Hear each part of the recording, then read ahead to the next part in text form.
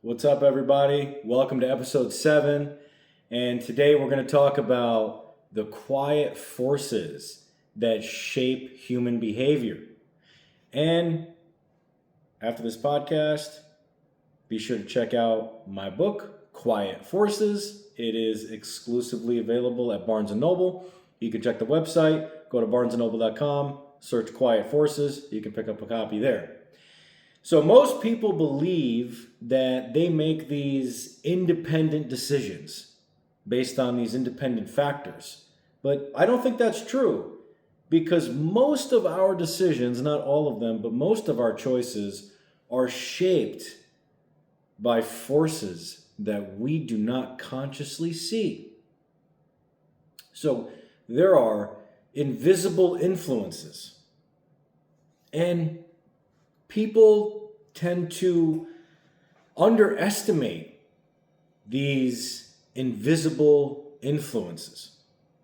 So let's talk a little bit about what these invisible influences are and what they could be. Because these invisible influences aren't necessarily the same for you as they are for me, or vice versa. So, for example, let's take differing opinions into account. That's something that you know about. So somebody has a different business model than you do. Somebody has a different political opinion or view than you do. You don't agree with somebody, or maybe you do. And subconsciously, maybe you are doing or thinking what you are because of what someone else or another group is thinking or is doing, or on the flip side, is not saying, is not thinking, and is not doing, and that subliminally affects your decisions. And that's the important thing to realize. And sometimes it's something right in front of our face and we can't see it. Just like we touched on in episode 6. The hunter who shoots off his toe because he's looking too far ahead and not what's right in front of him. So that is a type of invisible influence that we need to at least be cognizant of, and we need to be aware of in our everyday lives. So let's start with the simplest force, your environment. And we just touched on that. Part of your environment are opinions of others and what they're doing and what they're not doing, and what's working for them and what's not working for them. So your home, your work, your friends, and your community. Those are all examples of environmental influences. So for example, in your home, it depends heavily upon where you live. If you live in a rural area with a very small population, as opposed to living in an urban sprawl like New York City or LA. Or if you live in a city like Chicago, for example. Or you live in a rural town no one's ever heard of or would consider to be podunk. That affects your decisions. Why? Because how you were brought up, how you were raised, and the environment you were raised in shapes your ideas and forms your opinions, and whether you like to think or not, plants the seeds for your biases. You may think that you don't have any, but you do. For example, there was a judge who was deciding immigration cases. Her name is escaping me at this point, and that's really not the story. So she was, I should say, is an immigrant herself. She had come to the United States from a different country. And here she is deciding on immigration cases. To me, that is at least subliminal, subconscious bias at work. And if she doesn't want to admit it and the public doesn't want to admit it, that is also part of where the problem therein lies. We should not have a judge deciding immigration cases who is an immigrant themselves. Because now, you're supposed to be 0% non-biased, right? Totally non-biased. 0% biased as a judge, for example. But we have to realize that as humans, that's impossible. You always have biases. Always. Whether you talk about them, whether you wear them on your shoulder, whether you never talk about them, they exist and they are there and they are part of that silent force that shapes your behavior. So with work, that affects you as well. For example, my line of work, firearms, security, training, manufacturing, business, psychology. I tend to see everything, I tend to see life as a sort of a chessboard. And I know that sounds very boring to some people. And maybe it is. And maybe my life is boring in a sense compared to some others because I do analyze a lot of things other people normally would not analyze. But this analysis happens immediately. But it's part of my lens because of my work. And you have your friends. They shape you more than you know. You've heard the saying, 2 peas in a pod. Birds of a feather flock together. I remember one time I had this best friend growing up and into my teenage years. And a mutual friend, one day she told me, man, like, you carry yourself. You talk just like Ben does. And I didn't even realize that. So here I am hanging out with him every day. Then I start to wear the same type of clothes he does. I start to have the same type of conversations he does. I start to share the same type of opinions he does. And now maybe we're feeding off each other. I don't know, because if she's saying I'm like him, well, it could be the other way around, right? He could be like me. We could be like each other. But it's something you don't even realize until someone else points it out. It's like, wow, I didn't even realize that. So that's another silent force that shapes your behavior. Now, your identity. So one of the strongest forces in human behavior is identity. And nowadays, there are tons of different identities, right? But aside from labeling, there's these personal narratives and why people want to protect them. Why people protect their identity at all costs. Even if it costs a piece of them. Even if it costs a piece of their own identity to portray themselves or to get other people to think that they have this specific identity. So we have this concept of self-image, right? So we see, for example, many celebrities, they will go out and they will get some form of plastic surgery, whether it be a butt lift, facelift, eyelids, eyebrows, I don't know, whatever kind of plastic surgery they could get. A lot of celebrities get it. And I'm not just saying celebrities, a lot of people get plastic surgery. And that changes the way that they look physically. But here's my question.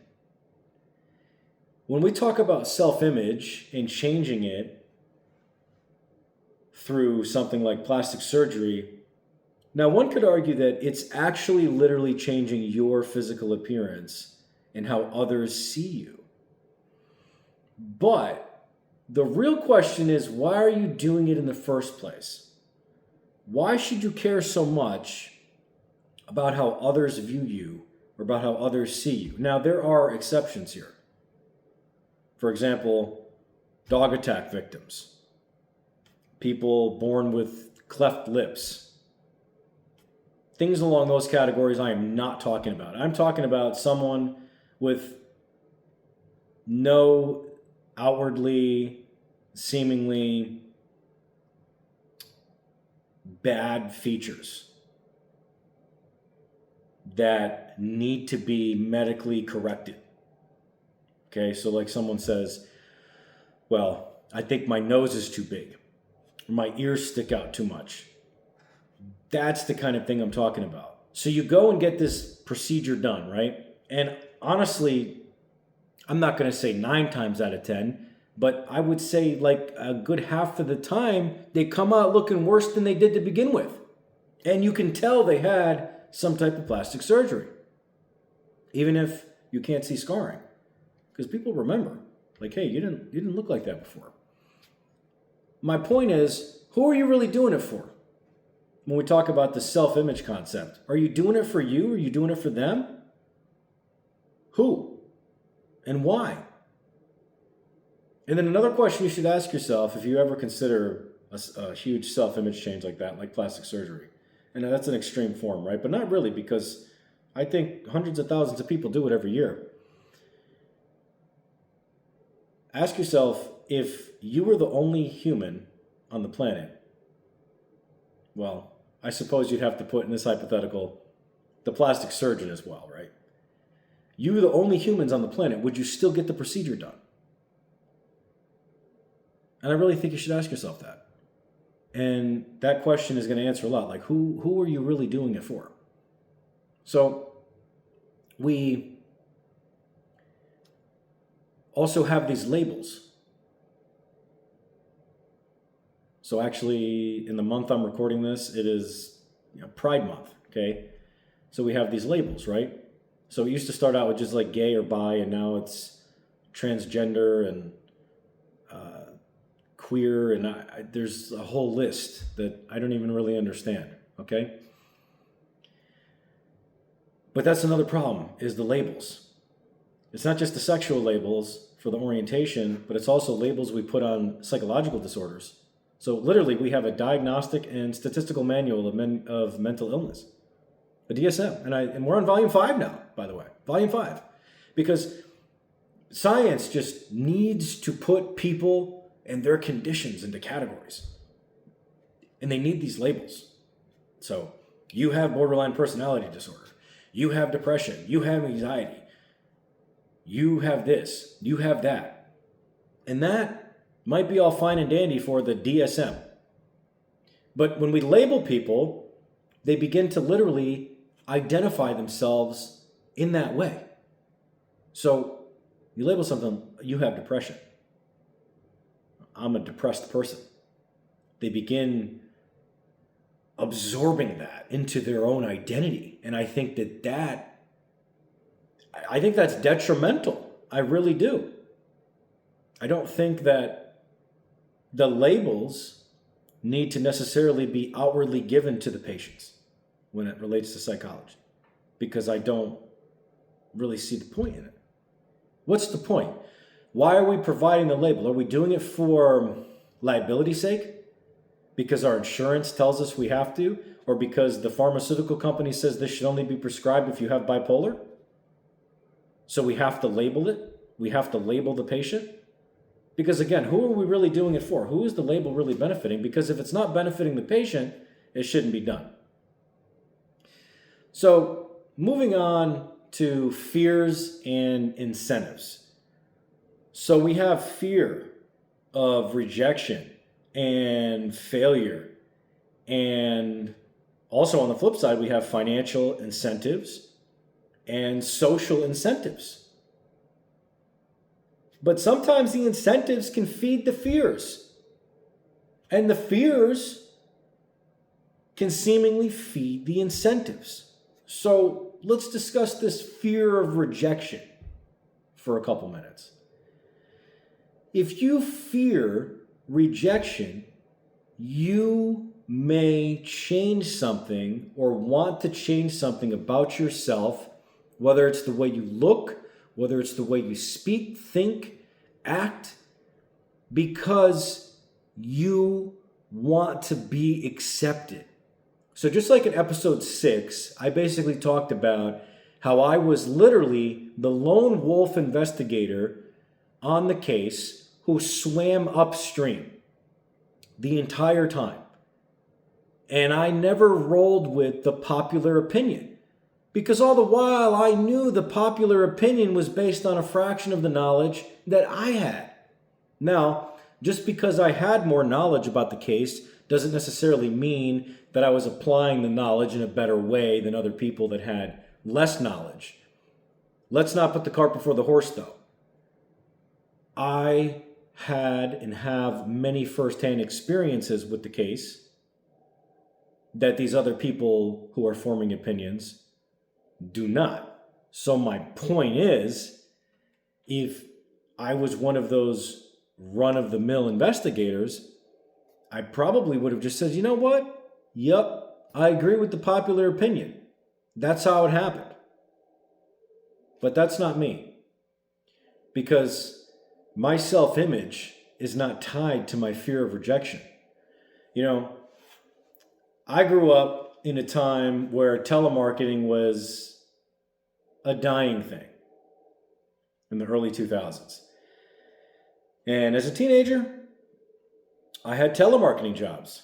I had a lot of sales jobs, and I was never afraid of rejection. And when you're a telemarketer, you can't be afraid of rejection. You have to be able to hear no, no, no, no repeatedly.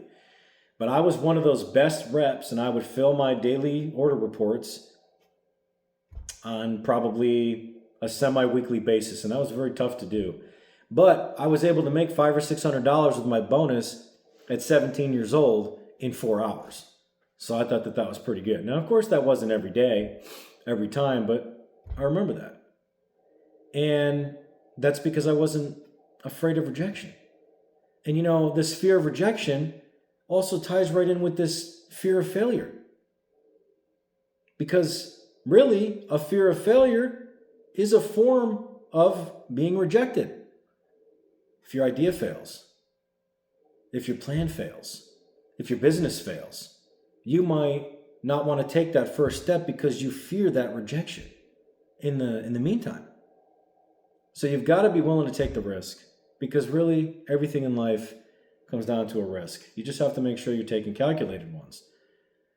And whether it's calculated risk is going to depend on a lot of factors like financial incentives. So if I set out on this venture, for example, what are the chances of success? You know, let's weigh the pros and cons. It's not necessarily a Venn diagram. It's not necessarily, okay, if there's more pros than cons, I'm going to go with it.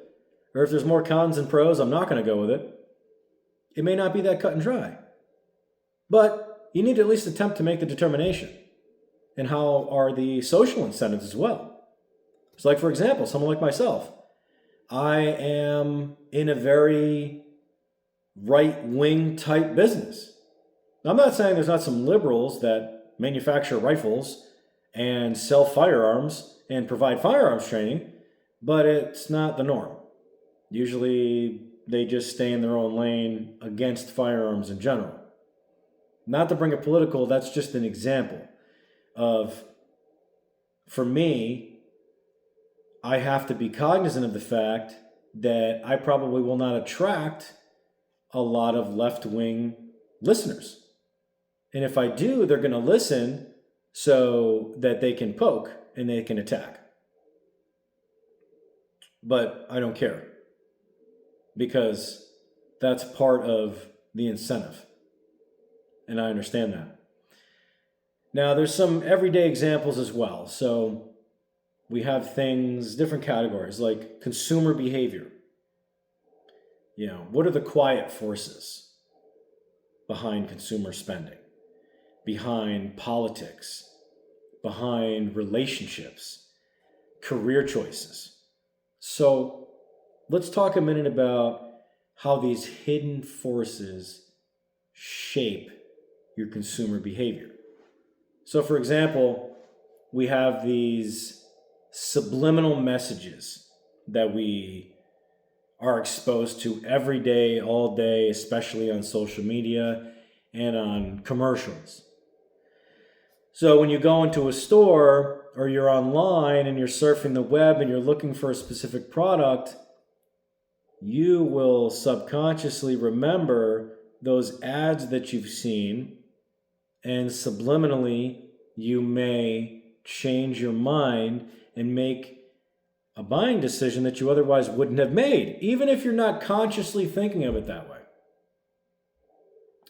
And in politics, politics has just become such a dumbed down thing now. They want to call it science, right? Political science. That's so dumb. There's no science behind it. Literally, politics is no different than religion. It's just a form of human psychology. That's really what it is. And we have the negativity bias, approximately 5 to 10 things that are positive are needed to outweigh one negative. That's a very big thing in politics, especially with the current president. Also with past presidents, there's always something, always some dirt. Love it or hate it, that's politics. And we see and we experience the same thing in our everyday relationships as well. Not just with your loved ones or your spouse or your kids, but for example, when you go out to the gas station too. All of these quiet forces shape how you interact with others.